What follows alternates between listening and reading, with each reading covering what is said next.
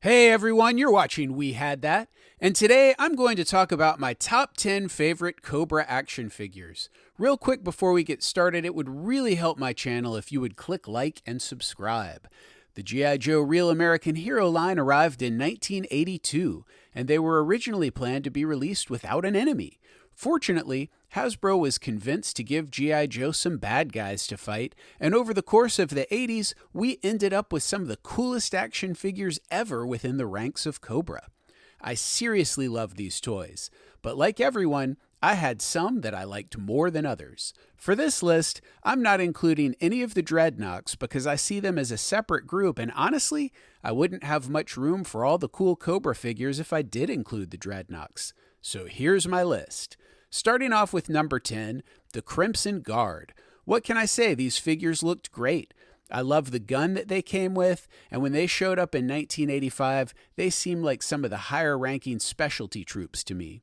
I only ever had one of these figures, so he served as more of an officer in my Cobra ranks than a foot soldier, and as a result, he didn't see quite as much action as the regular troops. But when it was time for him to fight, he always proved to be a dangerous foe for G.I. Joe. Because he spent less time in the field, he didn't really need his backpack, but he needed his gun because he could often be found shooting at the Joe team as a last line of defense back at the Cobra base. Coming in at number 9, Hooded Cobra Commander. Every hero needs a villain, and Cobra Commander made a great villain.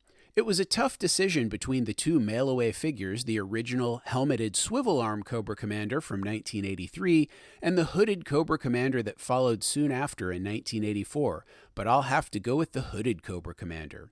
I was probably more excited about getting the first one as a kid just because I had so few G.I. Joe figures at the time, but the hooded Cobra Commander was the one that really seemed more menacing to me. He better fit my idea of a villainous megalomaniac this way, and it's become somewhat of an iconic look to me over the years. Although this figure was involved with my G.I. Joe adventures from almost the beginning all the way to the end, he isn't higher up on my list because he was usually back at the base and rarely did much fighting himself. But still, he provided the motivation for his Cobra army, and as an added bonus, you could attach his gun to his back. I always thought it was cool when a figure's weapon could be attached to a backpack or to the figure itself. Number 8, the Cobra Eel. There was a lot of tough competition among the G.I. Joe figures of 1985. Hasbro really delivered with Wave 4. The design of the eels was awesome, and when it came to underwater adventures, it was great that Cobra had a go-to team for any diving destruction. However, there weren't a lot of underwater adventures in either the comic book or the TV show, and realistically, even when I was using the various G.I. Joe watercraft, I was usually concentrating on adventures above the waterline. So as cool as they were, my eel action figure didn't see a lot of action. Still, he was very well designed, and I thought he looked awesome. Number 7, Copperhead. While we're on the subject of water-themed figures, the Wave 3 Copperhead figure was another favorite of mine. Most Cobra vehicle drivers were just generic troops, but the water moccasin pilot was a specific guy named Copperhead. Interestingly, I had 2 different variations of this figure, so when I played with them, they were usually just generic troops rather than specific characters. The 1984 water moccasin was one of my favorite G.I. Joe vehicles, and I don't know how this happened, but I somehow ended up with 2 of them. Here's a terrible picture from 1980-something of my 2 water moccasins zipping around the swamps under my Christmas tree. I can just barely see Copperhead and Copperhead in their respective vehicles. I loved these figures so much that they had just as many adventures without their vehicles, so they weren't limited to the swamps. If I remember correctly, I believe I even used them as Dreadnoks occasionally before I had any actual Dreadnok figures. Number 6, the original Cobra Trooper. The straight-arm version of the Cobra Trooper was released along with the first wave of figures in 1982, but the swivel-arm version followed close behind in 1983. On the packaging, they were called simply Cobra, and these basic soldiers made up my first Cobra army. Even with the release of numerous other Cobra army builders over the years, these guys were always my go-to troops. They were typically the first wave of the attack against G.I. Joe, and they were also usually the guys piloting the vehicles. If I had continued playing with toys for a little while longer, there may have been another figure that would have become my new basic soldier for Cobra. But as it stood, there was never another Cobra figure that I wanted to army build as a kid more than these guys. Number 5, the Snow Serpents. Some of my favorite Star Wars figures were the ones from the ice planet Hoth, and when it came to G.I. Joe, my love of snow guys continued. Even though the comics and cartoon didn't focus all that much on cold weather battles, I was glad that the Snow Serpents arrived in '85 to make my adventures in the snow feel more legitimate. The Snow Serpents came with great accessories, too.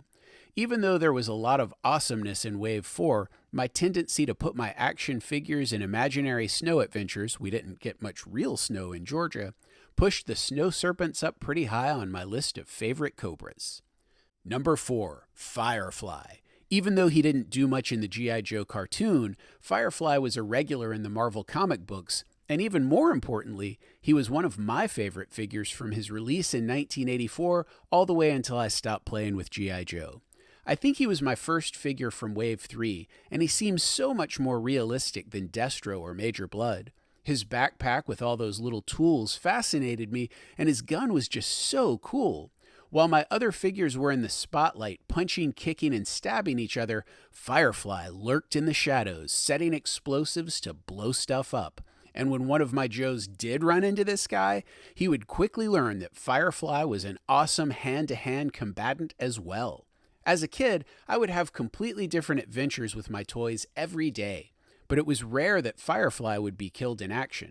In fact, he was usually one of the last men standing when it was time for me to stop playing and eat dinner. Number 3, the Baroness. Right from the beginning of the Marvel comic book, the Baroness was a key player in the battle between G.I. Joe and Cobra. Unfortunately, it took Hasbro until the third wave in 1984 to release a figure for her. Honestly, that may have been for the best. As a kid, I thought the action figures for both Scarlet from Wave 1 and CoverGirl from Wave 2, who was supposed to be a really hot model, looked too manly, but the Baroness looked great. She was easily one of the most important characters in the G.I. Joe universe, and I thought the figure was perfect. Even now, she stands out as the best female figure in the original 3 3/4 inch run of G.I. Joe. Number 2, the Cobra Viper.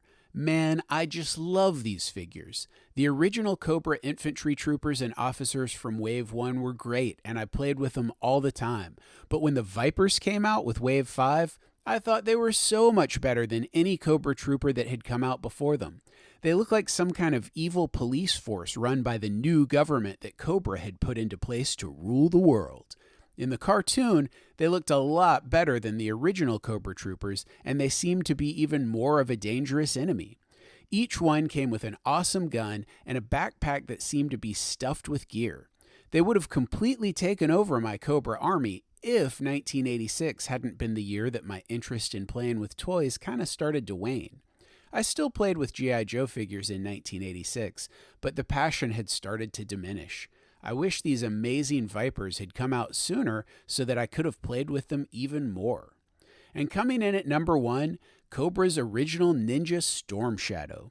Ninjas were everywhere in the 80s, and even though he wasn't the first, I can't help but think Storm Shadow was part of the reason for their popularity at the time. There were a lot of great figures to come out in 1984 as part of Wave 3, but Storm Shadow was the one that everyone I knew wanted.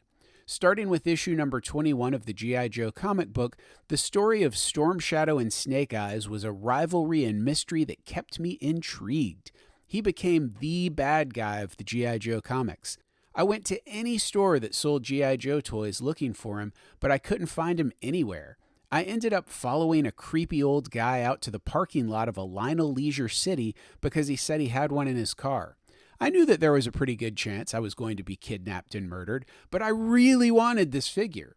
Fortunately, the guy actually did sell me a Storm Shadow from his car, and when I told my mother the story, she was absolutely furious. I played with my Storm Shadow figure constantly. He was as close to a guy with superpowers as you could get in the real American hero universe, and he was practically unstoppable. Even though some of the characters from the comic books didn't translate very well into action figure form, Storm Shadow lived up to everything I wanted from this toy. He looked great, and he had the coolest backpack and accessories of any G.I. Joe at the time. Plus, he had so many accessories. 2 swords, a bow, nunchucks, and they all fit into the backpack. This was a big deal to me. Over the years, I've come to appreciate a lot of other Cobras, but as a kid, Storm Shadow was easily my favorite Cobra. There you have it, my top 10 list of vintage Cobra action figures. How does my top 10 list compare with yours? Did I leave anyone out? What should I have left off the list? Let me know in the comments below. Also, please give this video a like and share it on social media. If you enjoy my content, please subscribe to my channel and hit that notifications bell so that you'll be notified when I post new videos. And one last thing, if you're a fan of toys, you should know about Toylanta, the biggest toy show in the southeastern United States, held annually just north of Atlanta, Georgia. Visit toylanta.com for more information. As always, thanks for watching.